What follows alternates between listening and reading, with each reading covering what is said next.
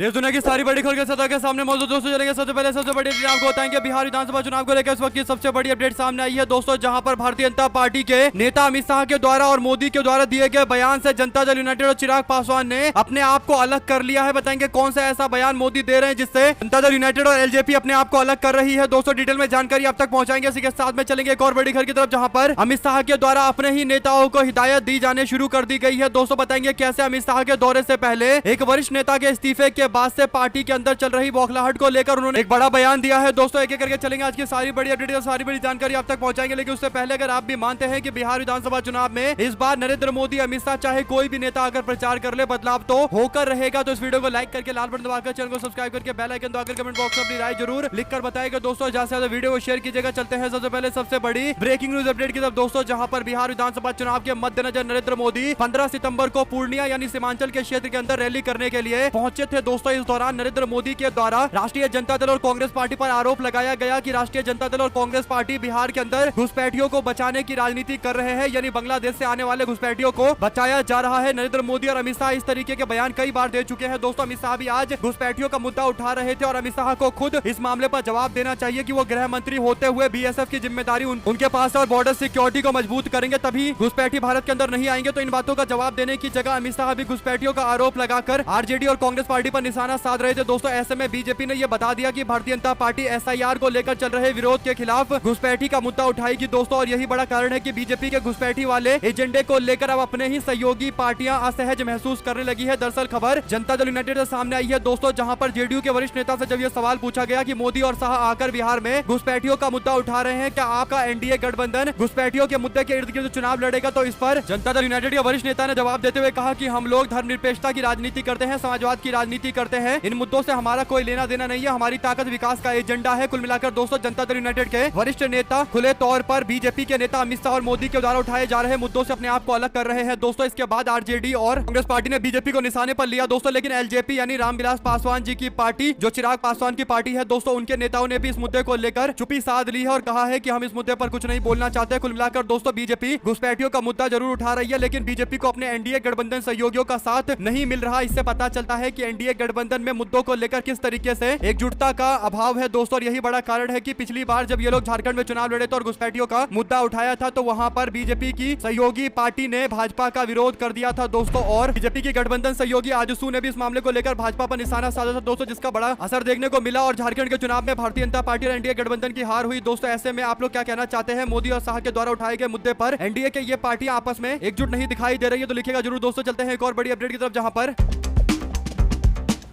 केंद्रीय गृह मंत्री अमित शाह अररिया में कार्यकर्ताओं को संबोधित कर रहे थे दोस्तों। उन्होंने कार्यकर्ताओं को मालिक कहकर संबोधित करते हुए सभी दलों के लोगों को लेकर दावा किया कि सारी पार्टियां चुनाव अपने नेता के बल पर जीतती है, लेकिन हमारे पार्टी के कार्यकर्ता के बल पर हम चुनाव जीतते हैं। कार्यकर्ता हमारे लिए मालिक है। लालू यादव और राहुल गांधी जी के लिए चुनाव अपनी पार्टी तो जिताने के लिए चुनाव होता है, खुद की पार्टी को जिताने के लिए चुनाव लड़ते हैं, जबकि हमारी पार्टी घुसपैठियों को बाहर करने के लिए चुनाव लड़ती है। यानी फिर से अमित शाह इसी तरीके का बयान देकर अपने कार्यकर्ताओं को एकजुट करने की कोशिश कर रहे हैं दोस्तों। लेकिन जो बयान अमित शाह के द्वारा दिया गया वो भी काफी ज्यादा दिलचस्प है। अमित शाह कहते हैं कि बीजेपी को जिताने का दम नेताओं में नहीं कार्यकर्ताओं में है, और वो अपने कार्यकर्ताओं को आगे बढ़ाने की बातें करते हैं। और अररिया में जब वो ये भाषण दे रहे थे दोस्तों, उससे एक दिन पहले जनार्दन यादव ने उनकी पार्टी से इस्तीफा दे दिया था। यही बड़ा कारण है कि अब अमित शाह के द्वारा कहीं ना कहीं ये बताने की कोशिश की जा रही है कि नेता चले भी जाएंगे तो कार्यकर्ता तो जिता ही देंगे। आपकी क्या राय है दोस्तों पूरे मामले पर? लिखकर जरूर बताएगा। अगर नेताओं से भाजपा चुनाव नहीं जीतती तो फिर दूसरी पार्टी के नेता जिन पर भ्रष्टाचार के गंभीर आरोप होते हैं, कई सारे क्रिमिनल मामले दर्ज होते हैं दोस्तों, उनको बीजेपी अपने साथ में क्यों लेकर आती है? चाहे हेमंत बिस्वा शर्मा हो या फिर उत्तर प्रदेश के अंदर स्वामी प्रसाद मौर्य को साथ में लेकर आए हुए थे, उससे पहले ब्रजेश पाठक इनके नेता बन जाते हैं उत्तर प्रदेश के अंदर। और ऐसे ही बिहार में सम्राट चौधरी सारी पार्टियां छोड़कर बीजेपी में चले आते हैं, तो नेताओं को भाजपा अपनी पार्टी में इसलिए शामिल करवाती है क्योंकि उससे पता है कि खुद के दम पर तो चुनाव जीतेंगे नहीं, तो दूसरी पार्टी से नेता ले आते हैं ताकि उनका कुछ वोट बैंक उनको मिल जाए। और अमित शाह अब कार्यकर्ताओं में जोश भरने के लिए दावा कर रहे हैं कि कार्यकर्ता चुनाव जिताएंगे, क्योंकि अमित शाह को पता है कि यही कार्यकर्ता आने वाले दिनों के अंदर टिकट बंटवारे को लेकर सवाल पूछेंगे, तो पहले ही कार्यकर्ताओं को जोश दिला दिया जाए कि कार्यकर्ता ही चुनाव जिताते हैं, कोई नेता चुनाव नहीं जिताता, ताकि टिकट बंटवारे में कार्यकर्ता भागीदारी ना मांगे। आपकी क्या राय है पूरे मामले पर? दो शब्द जरूर लिखकर बताएगा दोस्तों। ज्यादा से ज्यादा वीडियो को शेयर कीजिएगा। चलते हैं एक और बड़ी अपडेट की तरफ, जहां पर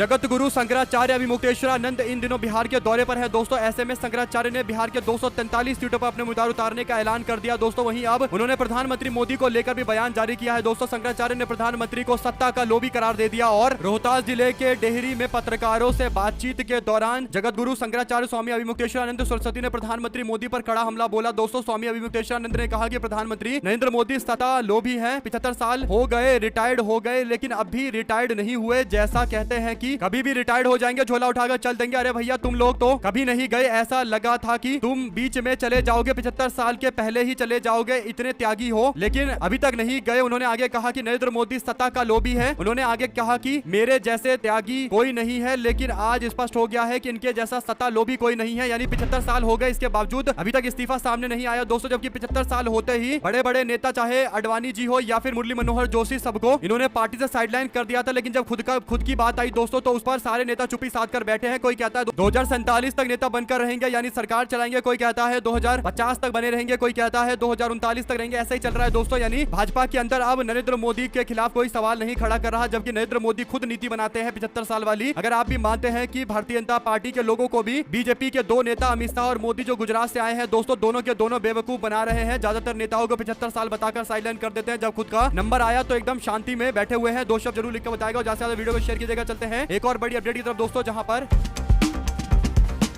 राहुल गांधी ने बिहार में कांग्रेस पार्टी की CWC की बैठक की थी दोस्तों। इस बैठक में राहुल गांधी का जो मुख्य उद्देश्य था वो कांग्रेस पार्टी और इंडिया अलायंस के लिए ज्यादातर अति पिछड़ा समाज के लोगों को इकट्ठा करना था दोस्तों। अति पिछड़ा समाज के लोगों को लेकर सबसे ज्यादा फोकस है राष्ट्रीय जनता दल कांग्रेस पार्टी का दोस्तों। यही बड़ा कारण है कि CWC की बैठक में 10 बड़े वादे किए गए। तो इसके बाद अब कर्पूरी समाज के लोग यानी अति पिछड़ा समाज के लोगों को एकजुट करने के लिए तेजस्वी यादव भी वेटनरी कॉलेज मैदान में पटना के अंदर कर्पूरी अति पिछड़ा अधिकार संवाद कर रहे हैं दोस्तों। इससे पहले राहुल गांधी भी पटना में अति पिछड़ा समाज के लोगों को संबोधित कर रहे थे। कुल मिलाकर पूरी तरीके से फोकस है अति पिछड़ा समाज के लोगों को न्याय दिलाने का। उनसे कई सारे वादे किए गए हैं दोस्तों। ऐसे में तेजस्वी कहते हैं कि हम सबों के लिए हमारे पूर्वज ने सामाजिक न्याय की बड़ी लड़ाई लड़ी। हम आर्थिक न्याय के जरिए इस लड़ाई को हम युवा पीढ़ी के आगे अगले मुकाम तक लेकर जाएंगे। आज कर्पूरी अति पिछड़ा अधिकार संवाद में मिलते हैं। इसके बाद उन्होंने संवाद की जानकारी दी है दोस्तों, जहां पर चर्चा होने वाली है। अति पिछड़ा अधिकार संवाद चल रहा है। 2 शब्द जरूर लिखकर बताएगा। साथ साथ दोस्तों, पंजाब के अंदर विधानसभा में इतिहास में पहली बार सत्तारूढ़ आम आदमी पार्टी के विधायक ही नारेबाजी करते हुए वेल के अंदर उतर आए दोस्तों। विपक्ष के विधायक सत्ता पक्ष या स्पीकर से सहमत न होते हुए नारेबाजी करते हुए अक्सर वेल में आ जाते हैं। इस तरीके की प्रथा तो आम है दोस्तों, लेकिन आम आदमी पार्टी सत्ताधारी पार्टी होने के बावजूद वेल में आकर जोरदार प्रोटेस्ट कर रही है दोस्तों। सत्ता पक्ष के विधायक कभी ऐसा नहीं करते, परंतु बाढ़ के मुद्दे को लेकर बुलाए गए विशेष सत्र में जोरदार विरोध किया गया। सभी विधायकों के हाथों में प्रधानमंत्री की ओर से दी गई सहायता राशि को मोदी जी का 1600 करोड़ का जुमला लिखे हुए नारे और तख्तियां दिखाई दी दोस्तों। आपको बता दें कि इन तख्तियों पर जो नारे लिखे हुए हैं ये भाजपा विरोध में है। सत्ताधारी दल के लोग अमूमन राज्य में या कभी भी कहीं किसी तरीके का ऐसा विरोध पार्लियामेंट या फिर असेंबली में नहीं करते हैं, लेकिन यहाँ पर आम आदमी पार्टी ने विरोध जताया है, वेल में आकर प्रोटेस्ट किया है दोस्तों। हालांकि बीजेपी के गिने चुने विधायक है, 1-2 विधायक है दोस्तों। आप लोग की जो भी राय है लिखकर जरूर बताएगा। ज्यादा से ज्यादा वीडियो को शेयर कीजिएगा दोस्तों, ताकि पूरी अपडेट आप लोगों तक लगातार इसी तरीके से पहुंचती रहे। देख रहे थे आप लोगों का अपना चैनल जय हिंद जय भारत। ज्यादा से ज्यादा वीडियो को शेयर कीजिएगा दोस्तों, ताकि पूरी अपडेट आप लोगों तक लगातार इसी तरीके से पहुंचती रहे। हमारे साथ लगातार जुड़े रहने के लिए सभी दोस्तों का बहुत बहुत धन्यवाद दोस्तों। लेकिन एक खबर और भी है। खबर यह है कि बीजेपी के पूर्व राष्ट्रीय अध्यक्ष मुरली मनोहर जोशी और पूर्व केंद्रीय मंत्री उत्तराखंड के कर्ण सिंह ने सुप्रीम कोर्ट में मुख्य न्यायाधीश BR गवई से एक मामले पर पुनर्विचार करने के लिए और सुप्रीम कोर्ट के ही फैसले को वापस लेने की मांग की दोस्तों। 2021 में उत्तराखंड में 4 धाम प्रोजेक्ट के तहत सड़क के चौड़ीकरण से जुड़ा हुआ पूरा मुद्दा है। जोशी और कर्ण ने इसे लेकर गवई को पत्र लिखा है और बड़े पैमाने पर हो रहे भूस्खलन के मामले को लेकर इन्होंने शिकायत दर्ज करवाई है दोस्तों। और सड़क के चौड़ीकरण के मामले पर कहा गया है कि 12 मीटर नहीं, केवल 5.5 मीटर की इजाजत मिलनी चाहिए। बहुत बहुत धन्यवाद दोस्तों। देख रहे थे आप अपना चैनल जय हिंद जय भारत। ज्यादा वीडियो शेयर कीजिए। बहुत धन्यवाद।